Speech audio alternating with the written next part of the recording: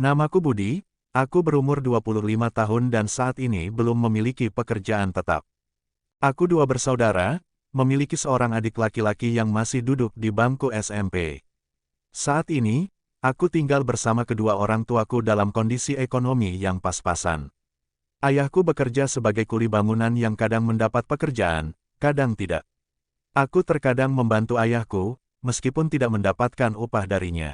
Sejak lulus SMA beberapa tahun yang lalu, aku belum mendapatkan pekerjaan tetap dan akhirnya memutuskan untuk membantu ayahku dalam pekerjaannya. Kali ini, aku ingin menceritakan kisah hidupku bersama Sinta. Sinta adalah pacarku sejak SMA. Saat ini, Sinta berumur 23 tahun. Aku pertama kali mengenalnya melalui kegiatan ekstrakurikuler di sekolah. Dari sana, kami semakin dekat dan akhirnya menjalin hubungan.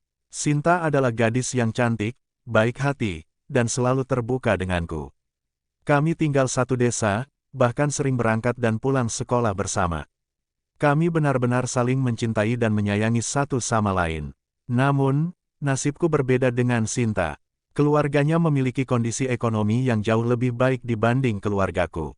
Meskipun begitu, Sinta tidak mempermasalahkan hal tersebut. Setelah lulus SMA, Sinta melanjutkan kuliah di kota lain, sedangkan aku tetap tinggal di desa.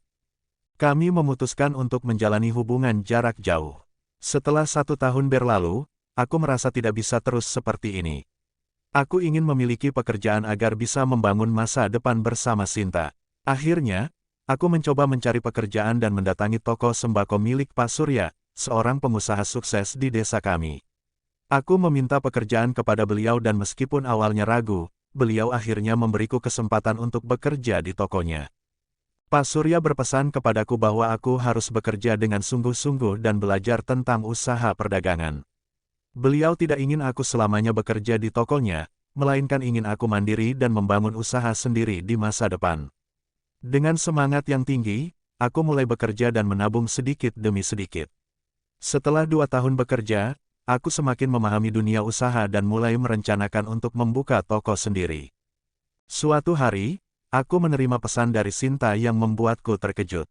"Budi, maafkan aku," tulisnya. Aku bertanya apa yang terjadi, dan dia mengabarkan bahwa orang tuanya telah menjodohkannya dengan Rama, anak seorang juragan tanah di desa kami. Seminggu lagi, dia akan menikah dengan Rama. Aku sangat terpukul mendengar kabar tersebut.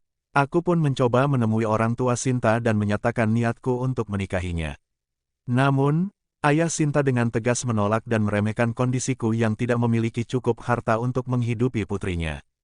Aku merasa hidupku hancur dan kehilangan semangat. Aku bahkan tidak lagi pergi bekerja. Setelah beberapa minggu, Pak Surya datang menemuiku. Beliau menasihatiku agar bangkit dan tidak berlarut dalam kesedihan. Bahkan, beliau menawarkan modal usaha agar aku bisa memulai bisnis sendiri.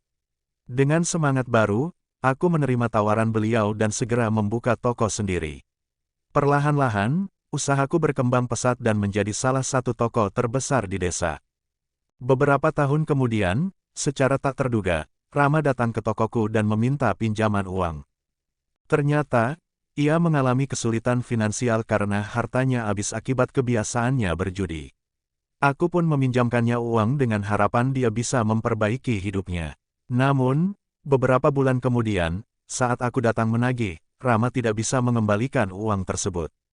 Ia bahkan berkata bahwa sebagai gantinya, ia menawarkan Sinta kepadaku. Dia bercerita kalau Sinta punya fantasi tinggi saat berhubungan. Aku sangat marah mendengar hal itu, namun di sisi lain, aku masih menyimpan perasaan untuk Sinta dan penasaran dengan apa yang dikatakan Rama soal istrinya. Aku pun menemui Sinta, yang kini hidup dalam kesulitan karena ulah suaminya.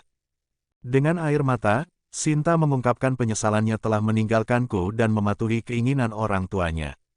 Namun, aku menyadari bahwa kehidupanku dan Sinta sudah berbeda sekarang.